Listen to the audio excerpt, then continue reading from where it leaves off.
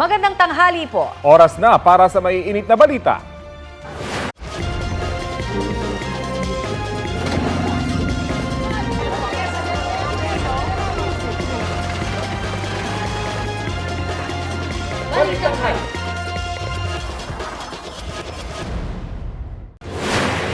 Hulikam ang gitgita ng van at motorsiklo sa kalsadang yan sa Dasmariñas, Cavite. Matapos madikit sa van, sumemplang po ang motorsiklo. Sumadsad naman sa kalsada ang rider at angkas nito. Kumusta kaya sila? Detalye po tayo maya-maya. Halos 50 pamilya ang naapektuhan ng sunog sa barangay Talon 2 sa Las Piñas. Damay rin sa sunog ang ilang establishmento. Balita hatid ni EJ Gomez. Naglagablab ang mga bahay nang sumiklab ang sunog sa panulukan ng Balikatan at Malacca Street sa Barangay Talon 2, Las Piñas City pasado alas 7 kagabi. Kanya-kanyang hakot na mga gamit ang mga residente. Sa inisyal na investigasyon, sa isang bahay na walang tao nagsimula ang apoy at mabilis na kumalat. Itinaas ang ikalawang alarma kung saan 18 fire truck ang rumisponde. Damay ang tindahang ito na puno ng mga produktong plastik. Ayon sa bantay na si Eljan, wala silang naisalbang gamit. Wala po. Nataranta na rin po kami nun. Tinawagan po namin, nasunog na po yung lahat ng paninda. Alam po na namin na wala na kami mahahabol kasi malakas na po yung apoy po. Natupok din ang negosyong litsuna ni Ruel na ngayong araw daw sana magsisimulang mag-operate. First business ko pa po ito, ma'am. Kaya medyo nakakalungkot kasi siyempre yan lang sana ang hanap buhay ko na. Nakakaiyak talaga, ma'am, kasi siyempre may pamilya na rin ako. Sa pinansyal, medyo mahirapan ako nito makaka-recover. Di rin nakaligtas ang mga paninda sa manukan ni Jasmine. Inuna ko po ilabas yung mga bata. Tapos sa sobrang takot namin, wala kaming naisalba. Sobrang hirap po talaga kasi ito lang po yung pinangkukuhanan namin ng pang-araw-araw namin. Bigla pong laki po talaga nung ano kami kasi po yung mga sa likod po residential area po. Mga light materials po totally yung kanilang mga bahay. Kaya po madali pong naano yung sunog, lumaki. Halos 50 pamilya ang apektado habang 7 commercial establishments ang natupok din. Pasado alas 8:30 nang naapula ang sunog. EJ Gomez, nagbabalita para sa GMA Integrated News. Sa mga nagluluto gamit ang liquefied petroleum gas o LPG, dagdagan po ang budget ngayong buwan ng Hulyo. Tumaas kasi ang presyo ng LPG ngayong unang araw ng buwan. Ayon sa Petron, 55 centavos kada kilo ang dagdag singil nila sa LPG ngayong Hulyo. Katumbas yan ng mahigit 6 na pisong pagtaas sa kada 11 kilogram na tangke. Dahil daw yan sa pagtaas ng international contract price ng LPG ngayong buwan.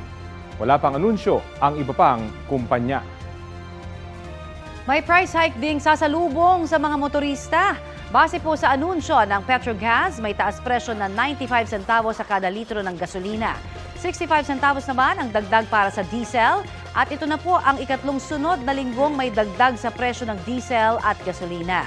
Hinihintay pa po natin ang abiso ng iba pang oil companies.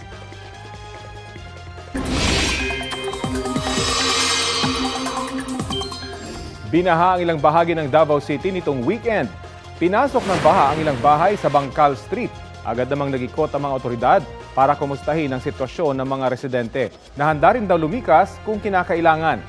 Ang pag-uulan sa Davao Region ay epekto ng easterlies ayon sa Pag-asa. Sa ngayon, Intertropical Convergence Zone at mga local thunderstorm ang makaapekto sa rehiyon at ilan pang panig ng bansa. Sa Eastern Visayas, Bicol Region, Quezon at Aurora na umiiral ang easterlies, sabi ng Pag-asa.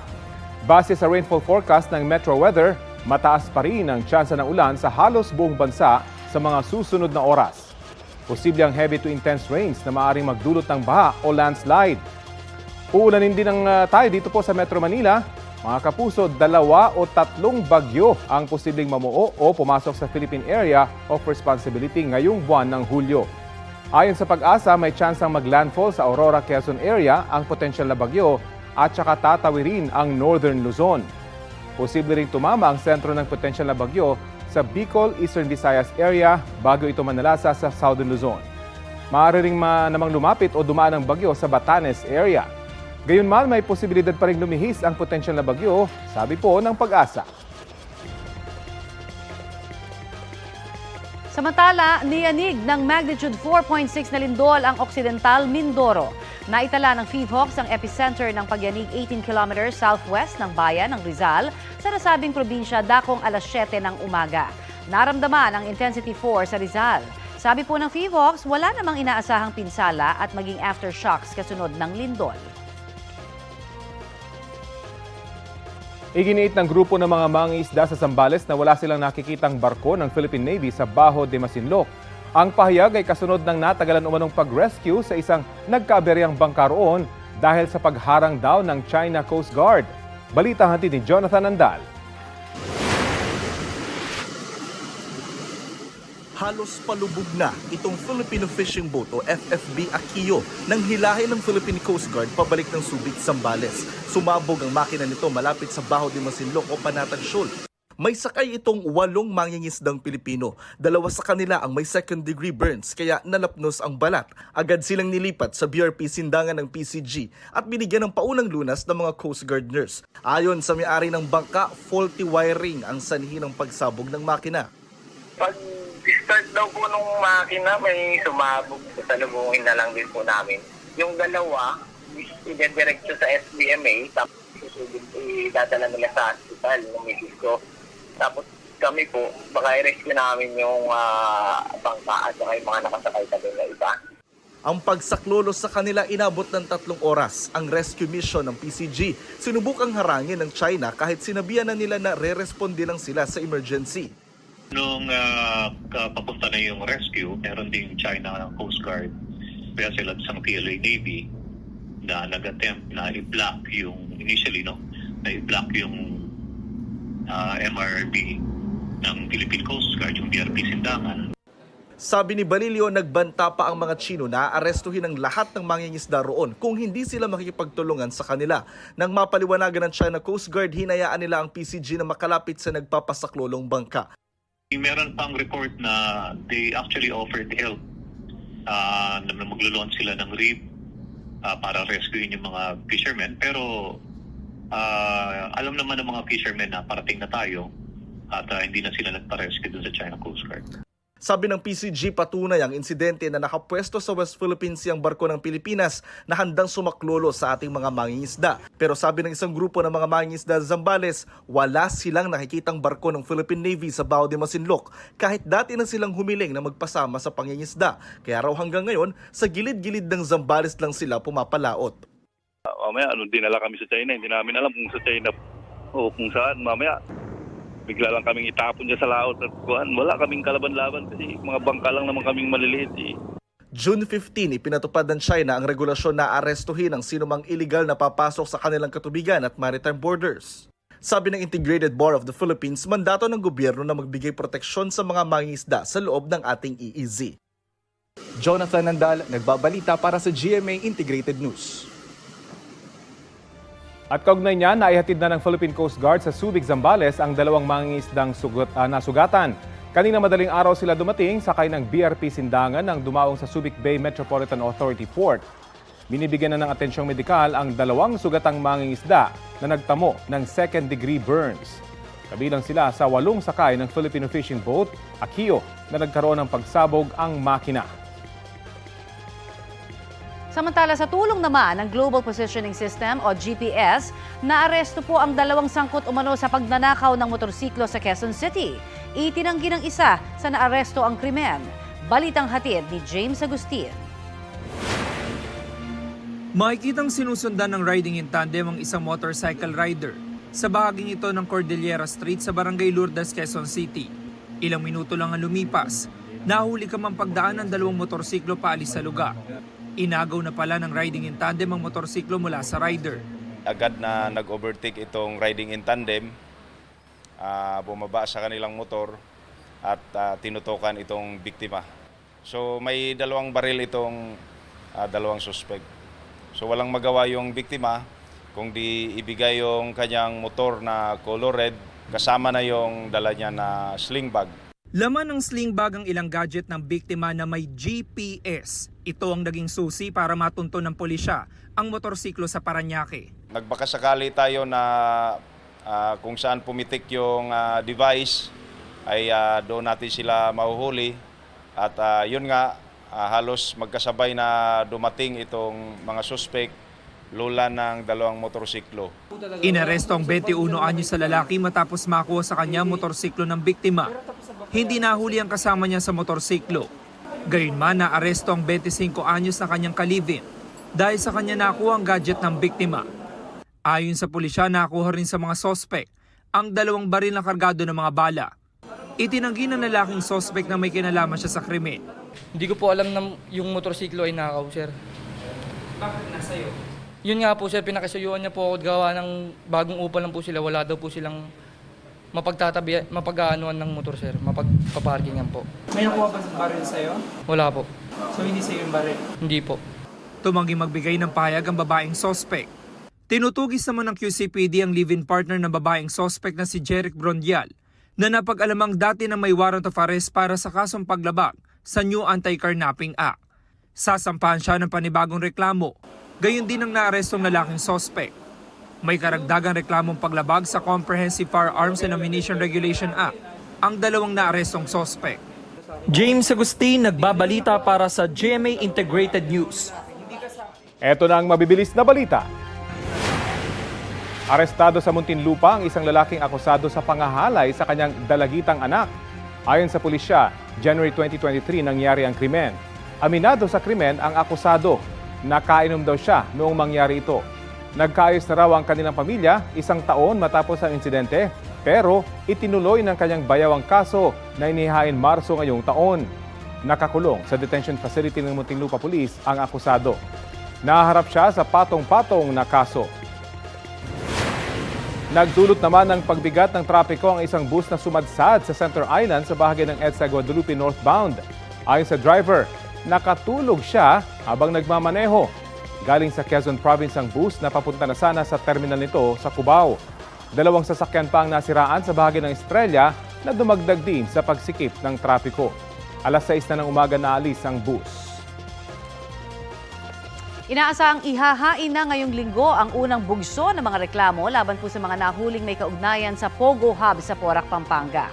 Ang ilang senador naman hinamon ang PAGCOR na pangalanan ang dating cabinet member na tumulong umano para magkalisensya ang illegal Pogo na ibang nakita po nila.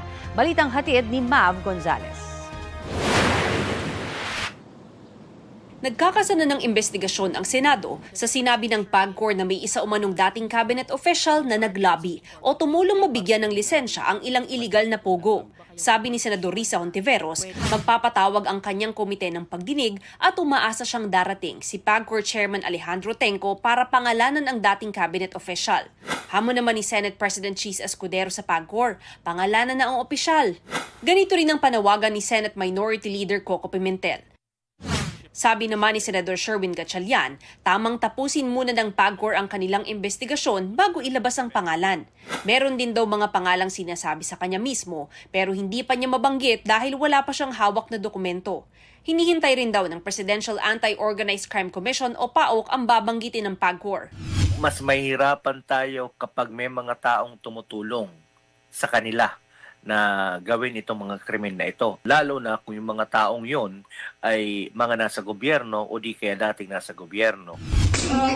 Ngayong linggo, inaasahang ihahain ng PAOC ang unang bugso ng mga reklamo laban sa mga nahuling kidnapper at torturer sa Porac Pogo Hub.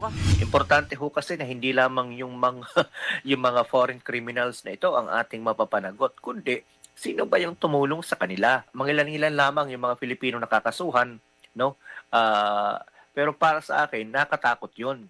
Kasi itong mga to, they have the skill set to do the scam activities. A point in time would come na magkakaroon sila ng sapat na mga kapital. Paano kung magbuo sila ng grupo na ganito rin talaga ang gagawin? Sa kaso naman ni suspended Bamban Tarlac Mayor Alice Go, sabi ni Solicitor General Menardo Guevara, ifa-finalize daw nila sa susunod na linggo ang co-warranto case laban kay Go. Ang inaalala ng PAOC ngayon, what if that money will be used to what is dubbed as Pogo politics? Meron na tayong Alice Leal Guo, meron na tayong Guwaping, di ba? So, ano kasiguraduhan natin na Guwaping lamang ang kanilang napa-elect na politiko na nakaupo diyan. What if meron ng mga mas mataas pa mga posisyon silang napaupo? Mav Gonzalez nagbabalita para sa GMA Integrated News. You are my everything. O, yun na lang muna. Alam nyo ba yung kanta na yan, mga mare? From Descendants of the Sun, di ba? Paborito natin K-drama yan. Bukod sa K-League seeds, nagmarka sa mga Pinoy ang ilang K-drama series dahil sa soundtracks ng mga ito. May classic version niya ng Philippine Philharmonic Orchestra. Kasama ang ilang kapuso sa OST Symphony K-Drama in Concert. Ang latest hatid ni Jamie Santos.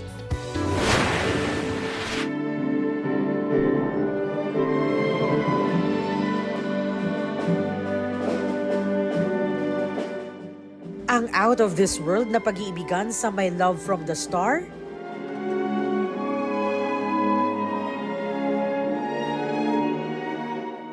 At ang against all odds na pagmamahalan sa Descendants of the Sun, muling nanumbalik ang K-League at excitement ng mga Pinoy sa Korean drama. Sa OST Symphony K-Drama in Concert sa makasaysayang Metropolitan Theater sa Maynila.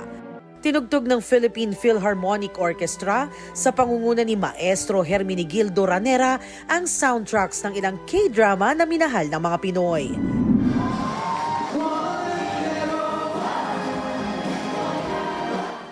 Nagtanghal ang South Korean singer-songwriter na si Gaho.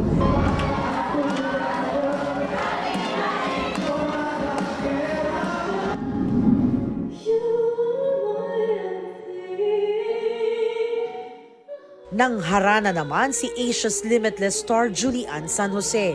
Inawit niya ang version ng You Are My Everything para sa Philippine adaptation ng Descendants of the Sun ng GMA Network na pinagbidahan ni na primetime king Ding Dong Dantes at ultimate star Jeneline Mercado. We're so very, very happy to be part of this once in a lifetime milestone for Korea and the Philippines. Si Zephanie naman na this generation's pop princess, inawit ang Nagbago ang Daigdig, ang OST ng katatapos lang na Kapuso fantasy series na may guardian alien. Tampok sina primetime queen Marian Rivera at Gabby Concepcion. I hope na we were able to touch their hearts as well, just like how they do sa mga through the shows and through the OSTs na narinig din namin kanina. Ang concert ay bahagi ng pagdiriwang ng 75 years ng diplomatic relations ng Pilipinas at South Korea. Katuwang dito ang GMA Network, National Commission for Culture and the Arts, Cultural Center of the Philippines, Korea Tourism Organization Manila Office at VIU Philippines. Jamie Santos nagbabalita para sa GMA Integrated News. Ito ang inyong Regional TV News. Mga balita po tayo mula sa Visayas at Mindanao, hatid ng GMA Regional TV. Kasama natin si Sarah Hilomen Velasco. Sarah? Salamat, Rafi! Huli cam sa Bacolod ang pagnanakaw sa motorsiklo na may mga kargang parcel na libo-libong piso ang halaga. Sa Zamboanga City naman, 5 ang patay sa pagsabog sa bodega ng mga paputok. Ang mainit na balita hatid ni Efren Mamak ng GMA Regional TV.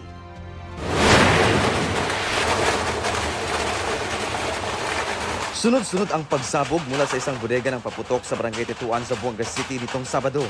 Sa tindi ng mga pagsabog, nawasak ang pader ng bodega. Nasira rin ang mga kalapit na bahay at negosyo. Puri kami pakapuera. Siguro li, nada pulbura.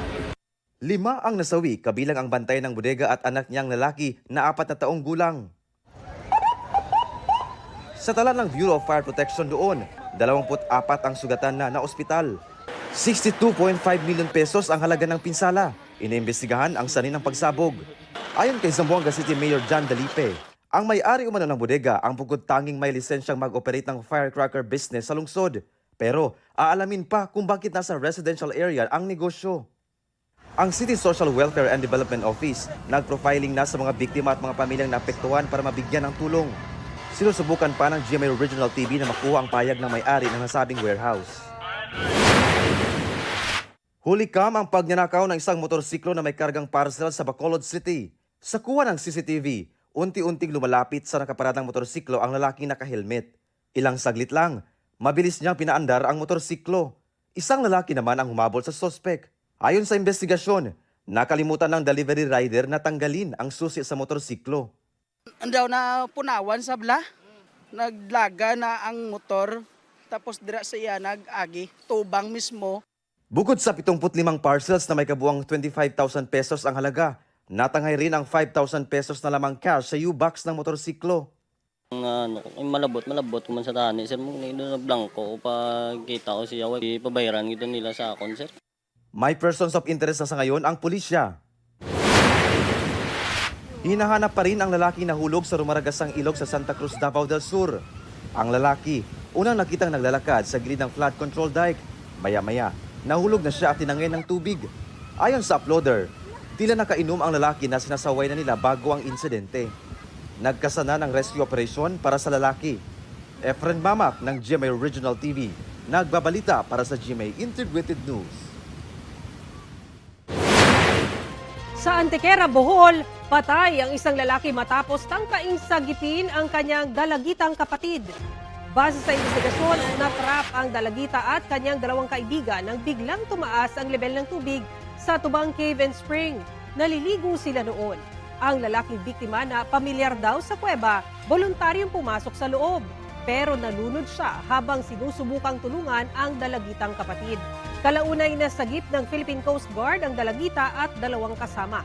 Isinugod sila sa ospital. Ayon sa Antequera LGU, patuloy na nagpapagaling ang dalawa sa 3 biktima. Dahil sa insidente, isinara muna sa publiko ang kuweba. Nakauwi na sa bansa ang 5 tripulanting Pinoy ng MV Transworld Navigator, ang barkong inatake ng grupong Houthi sa Red Sea. First batch sila ng 27 tripulanting Pinoy na sakay ng MV Transworld Navigator. Ayon sa Department of Migrant Workers, nakatanggap sila ng financial assistance mula sa gobyerno at bibigyan din ng medical assistance at counseling. Inaasikaso na rin ang pagpapauwi sa iba pa nilang kasamahan. Inaasahang bukas makakauwi ang second batch ng mga tripulante. Inaasahan ng Department of Justice na makakabalik na sa Pilipinas si dating Congressman Arnolfo Teves Jr. ngayong Hulyo. Kasunod po yan ang pagpayag ng Court of Appeals ng Timor-Leste sa extradition request ng DOJ. Humaharap si Teves sa patong-patong na kaso kaugnay sa pagpatay kay dating Negros Oriental Governor Ruel Degamo at 9 na iba pa. Sabi ng DOJ, naghahanda na sila ng team na kukuha kay Teves sa Timor-Leste. Inihahanda na rin ang detention facility kung saan siya mananatili habang dinidinig ang kanyang mga kaso. Sinusubukan pa ng GMA Integrated News na kunan ng pahayag ang kampo ni Teves, pero nauna na nilang sinabi na may panahon pa sila para maghain ng motion for reconsideration sa desisyon ng Korte sa Timor-Leste kaugnay sa extradition. Magtatalaga na ng basaan zone ang San Juan City LGU para maiwasan na ang perwisyo sa ilang commuter at motorista nitong Wata Wata Festival. Balita hatid ni Von Aquino. Ang Wata Wata Festival sa San Juan itong June 24, perwisyo daw ang idinulot sa mga hindi ginustong mabasa. Isa sa mga delivery rider na nabasa noong Lunes, nagsampa na ng reklamo unjust vexation at slander sa San Juan Prosecutor's Office. 2 residente ang nakita sa CCTV na nambasa sa kanya. Ang isa, pinakiusapan pa raw ng rider na wag na siyang basain pero binuhusan pa rin siya ng tubig. Tinapik ng rider ang kamay ng lalaki pero gumanti ito ng hampas sa helmet. Nagsabi po ako na, boss, wag po muna kasi mababasa po yung cellphone ko. Yung cellphone ko, gamit ko po yun sa pang-araw-araw. E ngayon po, hindi po ako makakapag-deliver kasi masira. Tumangging magbigay ng pahayag ang inireklamong residente. May mag-asawa ring nagreklamo sa Barangay Batis dahil binasa rin umano pero nagkaaregluhan na. Ayon sa San Juan City LGU, 2 ang kinasuhan, 3 ang inireklamo sa paglabag ng ordinansa, nakipag-areglo na sa may-ari ng sasakyan, habang 2 ang inakusahan ng coercion, pero kalaunan, inatras na rin daw ng complainant ang reklamo. Sa kumalat na video na ito, hagip ang isang lalaking nakadila pa habang binabasa niya ang mukha ng isang rider gamit ang water gun. Usap-usapan siya online. Sa ilalim ng City Ordinance ng San Juan, kabilang sa ipinagbabawal sa festival ang sapilitang pagbubukas ng mga sasakyan para basain ang mga nasa loob nito at pagsampa o pagyugyog sa mga sasakyan. Sabi ni San Juan Mayor Francis Zamora, kung ang video na ito ang pagbabasihan, hindi nilabag ng lalaki ang kanilang ordinansa. Wala naman po sa ating ordinansa na ang pangdila o ang pagdila o yung pagbo-water gun ay isang violation. Walang nagrereklamo laban sa naturang lalaki dahil sa pambabasa. Kailangan po meron tayong private complainant para ma-file po ang kaso dito po sa ating prosecutor's office. Hindi naman siya yung nag-aano dito. Pero may nakausap kaming delivery rider na napeperwisyo raw dahil may nag-order online at ipinapangalan ito sa lalaking nasa video. At ang sinasabi raw sa kanila nito ay hindi kanya ang mga order. Mahigit 200 parcel na raw ang nakapangalan sa lalaki na hindi naman siya ang umorder. May mga aircon, may washing, may drum, may mga cellphone. Hindi po si ang taabala sa ginagawa po nila. Kami pong mga courier. Para maiwasan na ang gulo sa Wata Wata Festival sa mga susunod na taon, magtatalaga na raw ng basaan zone ang San Juan City LGU. Von Aquino nagbabalita para sa GMA Integrated News. Dalawang Pinoy Paralympian pa ang nag-qualify para sa 2024 Paris Paralympics. Kasama yan si wheelchair racer Gerald Mangliwan na nakakuha po ng gold at silver medal sa 4th Para Games sa China noong Oktubre. Kinumpirma na rin ng PSC ang pag-qualify ni Sandy Asusano. Nito pong Mayo lamang nang mag-4th place si Asusano sa Women's Javelin Throw F54 event sa World Para Athletics Championship sa Japan. Kabilang po sila sa 6 na atletang lalaban sa Paralympics ngayong taon. Good job sa inyo! Samantala, Paris Olympics update po tayo. Sama-samang dumalo sa misa sa Metz, France, ang ilang Pinoy Olympians na lalaban sa Olympics. Pagkatapos po ng misa, nagkaroon din sila ng salo-salo. Naroon ang mga atleta para sa kanilang training camp bago ang Summer Games sa July 26 hanggang August 11 sa Paris, France. Baha at landslide ang namerwisyo naman sa ilang residente sa Italy. Aabot po sa mahigit 200 ang kinailangang ilikas sa pamamagitan po ng helicopter sa Cone. Ang baha at mudslide epekto po ng matinding pag-uulan doon. Sa Switzerland, 4 naman po ang patay dahil sa matinding pag-ulan, baha at landslide.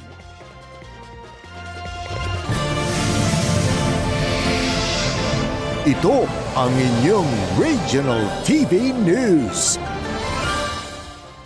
Alamin na po natin ang mga balitang hatid ng GMA Regional TV mula naman sa Luzon. Makakasama po natin si Chris Zuniga. Chris? Salamat, Connie. Sugatan na isang rider at ilang pasero ng bus sa magkahiwalay na aksidente sa Bicol Region. Kasunod naman ng China Rocket Launch Advisory ng NDRRMC nitong Biyernes, namataan ng ilang residente ang isang rocket sa Pagudpud, Ilocos Norte. Wala pang pahayag ang China kaugnay sa rocket launch. Ang mainit na balita hatid ni Ivy Hernando ng GMA Regional TV. Magkahalong pagkamangha at takot ang naramdaman ng ilang residente sa Ilocos Norte matapos magliwanag ang kalangitan sa bahagi ng bayan ng Pagudpud. Namataan kasi roon ang rocket na inilunsad umano ng China. Ayon sa Pagudpud LGU, vine-verify pa ang rocket launch. Sabi naman ng Philippine Coast Guard Ilocos Norte, may sighting sila mula sa naturang rocket launch para matiyak na ligtas ang mga residente at mangingisda sa lugar mula sa posibleng debris. Nagsagawa ng monitoring sa dagat ng Burgos at mga coastal area ng Ilocos Norte. Nagandak na sila ng patrol if ever na may makita ng mga debris na mapadpad sa shoreline ng Burgos. Then nakikooperate na rin ang Coast Guard sa Burgos sa mga coastal barangays and fisher folks doon na pag meron silang nakita nga na debris, rocket debris, i-report nila agad sa Coast Guard para ma-actionan namin. Sarado pa rin ang mga establishmento sa bahagi ng Barangay Batong Malaki sa Los Baños, Laguna matapos magka-ammonia leak sa isang ice plant sa lugar. Bagamat kontrolado na ang sitwasyon sa lugar, ilang residente ang nahilo at nakaranas ng pananakit ng ilong dahil sa amoy ng ammonia. Naglatag ang BFP ng kanilang pambugang tubig habang nililinis mga natitirang ammonia. Aksidente sa Bicol Region. Natumba at pumailalim sa truck ang isang rider sa Libmanan, Camarines Sur. Ayon sa mga otoridad, nawala ang rider matapos dumaan sa lubak sa kalsada. Nagpapagaling na sa ospital ang rider. Sa Ligao, Albay naman, sugatan ang ilang pasahero matapos bumangga ang isang bus sa isang bahay. Base sa investigasyon, biyaheng Maynila ang bus. Iniwasan daw nito ang sinusundang kotse dahil bigla raw huminto. Kawak niya ng preno, dumulas na po yung preno. Kaya wala siyang notice talaga siya na kasi kung doon niya ibabangga sa kotse, baka pahamak pa yung kotse or mamatay o gano'n. Nawalan din ng kuryente sa lugar matapos madamay sa aksidente ang isang transformer. May nasira ring tubo ng water district. Sa ngayon po sir, nag-uusap naman po sir yung may-ari ng opisina, pati yung mga may-ari ng tubo na nasira. At kung hindi po sila magkasundo, posibleng makasuhan siya sir ng reckless imprudence resulting in damage to property sir. Ivy Hernando ng GMA Regional TV, nagbabalita para sa GMA Integrated News. Nag-aalboruto ulit ang Bulkang Taal. May naitalang 2 phreatic eruption o pagbuga ng steam sa bulkan. Sa datos ng PHIVOLCS, 1 minuto ang itinagal ng mga yan pasado 2:00 ng hapon kahapon. Umabot sa 900 meters ang taas ng ibinuga nitong plume o makapal na usok. Babala ng PHIVOLCS, maaari pang masundan ang phreatic activity ng Bulkang Taal. Nasa alert level 1 pa rin ang Taal Volcano. Bawal pa rin po ang pagpasok sa permanent danger zone pati nasa Taal Volcano Island at sa malapit na main crater at Daang Castilla Fissure.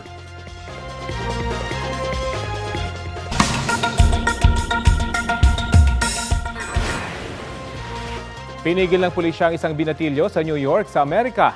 Nang tanungin kung pwede siyang kapkapan, biglang tumakbo palayo ang lalaking 13 anyos habang hinahabol siya, may itinutok siyang pellet gun sa isa sa mga pulis. Nang maabutan siya, nagpaputok ng baril ang isa pang pulis. Tinamaan ang binatilyo at agad nilapatan ng pao ng lunas pero namatay rin siya kalaunan. Batay sa ulat ng pulisya, isang Myanmar national ang binatilyo na mula sa pamilya ng mga refugee. Hindi pa malinaw kung bakit siya pinigil ng mga pulis. Patuloy pang iniimbestigahan ang insidente. Nagyelo ang bahagi ng Pacific Ocean na sakop ng Porvenir, Chile. Ilang araw pa raw nagyayelo ang tubig doon. Ayon po sa ilang residente, normal ito dati. Ilang dekada na ang nakalilipas. Pero hindi na raw ito nangyayari dahil sa mabago-bagong panahon. Halos kalahating kilometro raw ang nagyelong tubig doon. Sabi ng isang eksperto sa Chile, naninigas ang salt water sa -6 degrees Celsius batay sa pag-aaral. Kinundina ng ilang magsasaka at miyembro ng militanteng grupo ang anilay palpak na programa ng gobyerno sa pagkain. May ulat on the spot si Manny Vargas ng Super Radio DZBB. Manny? Yes, Rafi, nakikilos protesta nga ngayon dito sa lungsod ng Maynila ang mga militanteng realista kasama na ang mga magsasaka mula sa Southern Tagalog Region at Central Luzon. Tinutulog sa nila ang anilay palpak na programa ng Administrasyong Marcos na sa usapin ng pagkain mula sa problema sa supply hanggang sa presyo para makaiwas sa mga nakabantay sa Moraita. Umiba ng ruta ang mga realista pero naharang din sila dito sa kanto ng Ligarda. Dahil dito, sarado ngayon ang bahagi ng Figuera Street dulot ng programang isinasagawa ng mga realista. Ayon kay Cathy Estavillo ng grupong Bantay Bigas, mga importer lamang at mga bansang nag-export ng bigas ang nakikinabang sa tugon ng gobyerno. Patuloy rin anya ang pagdurusa ng mga lokal na magsasaka na kulang ang suportang tinatanggap sa pamahalaan sa gitna ng mga hamon sa sektor ng agrikultura. Nauna nang sinabi ng Department of Agriculture na pinalalakas pa ang tulong at mga programa. Kasama na dyan ang RCEP o yung Rice Competitiveness Enhancement Fund na mula sa taripa ng imported na bigas bilang ayuda sa mga lokal na magsasaka. Kinukuha pa naman ng GMA Integrated News ang tugon ng Kagawaran ng Agrikultura sa panibagong patikos na ito mula sa mga militareng grupo at mga magsasaka. Rafi? Maraming salamat, Manny Vargas ng Super Radio DZBB.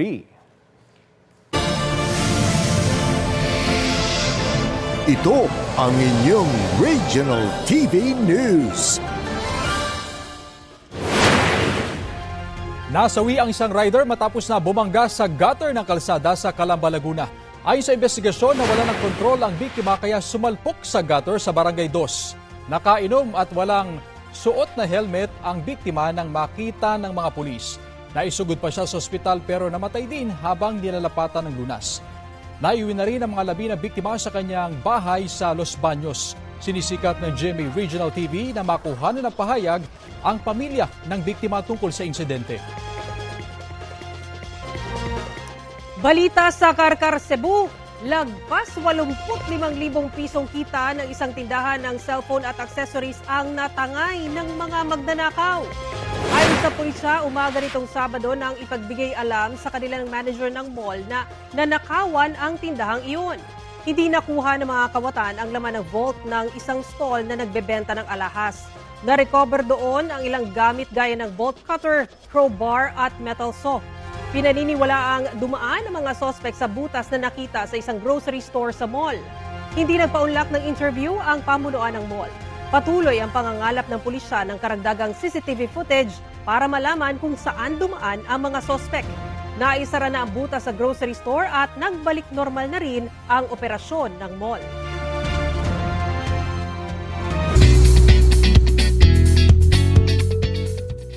Another iconic fashion moment ang hatid ni Katy Perry.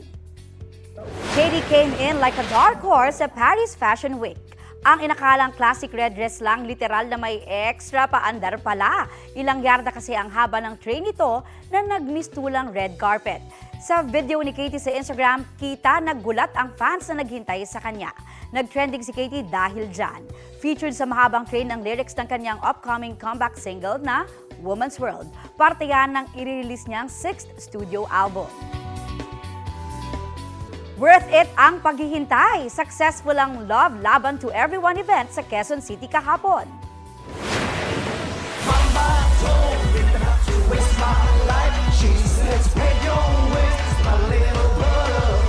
Umulan man ulit, You Can't Break My Soul ang peg ni It's Showtime host Vice Ganda. Electrifying ang performance ni Meme Vice with unkabogable costume changes pa.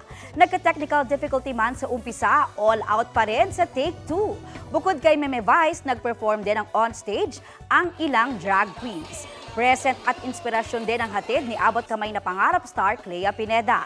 Ang programa ay pasalamat sa mga sumusuporta sa mga ipinaglalaban ng LGBTQIA+ community. Continuation din ito ng programang natigil noong June 22 dahil sa malakas na ulan. Kumustahin natin ang mga paghahanda sa Kamara para sa ikatlong State of the Nation Address ni Pangulong Bongbong Marcos. May ulat on the spot si Tina Panganiban Perez. Tina?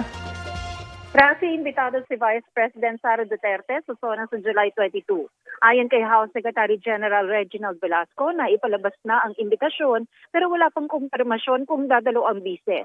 Sa ngayon, sabi ni Velasco, mahigit 2,000 na imbitasyon na ang naipalabas para sa SONA at 60 to 70% ang nagkumpirma ng dadalo. Nagdagdag na ng mga upuan sa loob ng session hall. Bago na rin ang mga upuan sa VIP gallery. Mas malalaki ang mga ito ngayon, sabi ni Velasco, kaya mababawasan ang mga makakaupo. Pero ipagagamit naman ng ibang kwarto sa Kamara para sa mga hindi kayang i-accommodate sa session hall. Nalaban na rin ang higanteng watawat sa loob ng session hall. Magdaragdag din ng security personnel sa loob ng session hall dahil noong nakaraang SONA may dayuhang bisita raw na nadulas dahil hindi nito napansin na may hahakbangan pala. Patuloy rin ang major renovation sa North at South Wings. Nalalagyan na ngayon ng aircon. May mga tinanim na ring mga bulaklak sa main driveway ng Batasan. Rafi? Maraming salamat, Tina Panganiban Perez.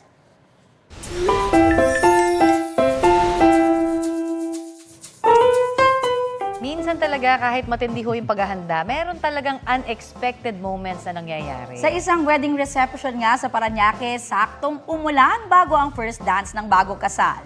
Pero G naman sa pagtulong ang mga bisita para matuloy ang special moment ng mag-asawa.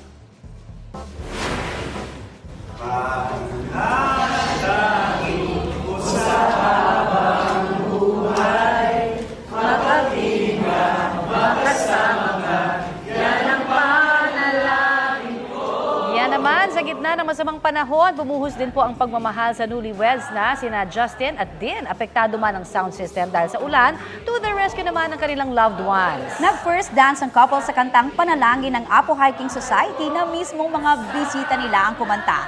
Ang inakalang not so perfect moment, naging extra special pa. Answered prayer nga raw para sa bride na si Dean dahil ang panalangin niya noon ay isang memorable wedding. Mahigit 200,000 views na ang video. Trending! At ito po ang Balitang Hali. Bahagi po kami ng mas malaking misyon. Ako po si Connie Cizon. Rafi Tima po. Kasama nyo rin po ako, Aubrey Carampel. Para sa mas malawak na paglilingkod sa bayan. Mula sa GMA Integrated News, ang News Authority ng Filipino. Kapuso, para sa mga maiinit na balita, mag-subscribe sa GMA Integrated News sa YouTube. Sa mga kapuso naman abroad, subaybayan nyo kami sa GMA Pinoy TV at sa www.gmanews.tv.